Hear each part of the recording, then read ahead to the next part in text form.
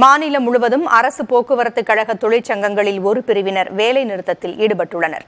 அதே நேரத்தில் மாலை 3 மணி நிலவரப்படி 95.62% பேருந்துகள் இயக்கப்பட்டதாக போக்குவரத்து துறை அமைச்சர் சிவசங்கர் தெரிவித்துள்ளார். சென்னை வடபழனி பேருந்து பணிமனை முன்பு போக்குவரத்து தொழிலாளர்கள் கோரிக்கைகளை வலியுறுத்தி முழக்கமிட்டனர்.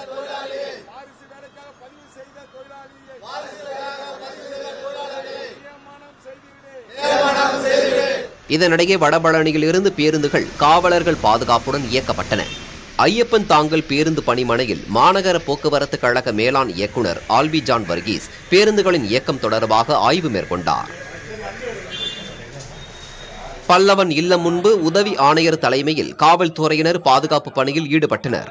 காஞ்சிபுரத்தில் பெருமளவிலான மக்கள் ரயில் போக்குவரத்தை பயன்படுத்தினர். இதனால் ரயில் நிலையத்தில் மக்கள் கூட்டம் அதிகமாக காணப்பட்டது.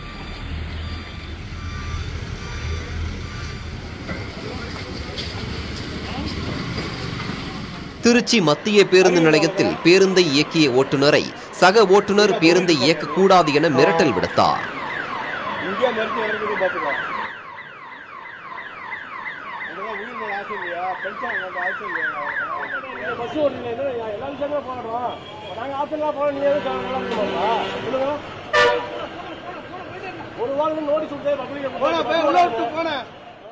நெல்லை பேருந்து நிலையத்தில் அரசு பேருந்துகளுக்காக பலர் காத்திருந்தனர்.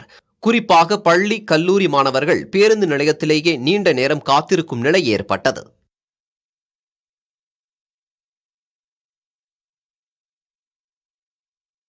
மதுரை பெரியார் பேருந்து நிலையத்திலிருந்து எதிர்பார்த்த அளவில் பேருந்துகள் இயக்கப்படாததால் பள்ளி கல்லூரி மாணவ மாணவிகள் அவதிக்கு ஆளாகினர்.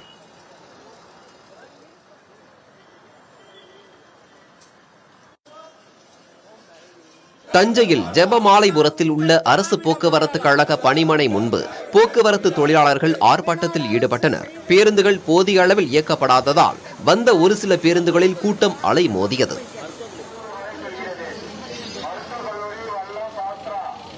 கடலூரில் திமுக தொழிற்சங்க ஓட்டுநர்களுக்கும் போராட்டத்தில் ஈடுபட்ட தொழிற்சங்க ஓட்டுநர்களுக்கும் இடையே கடும் வாக்குவாதம் ஏற்பட்டது.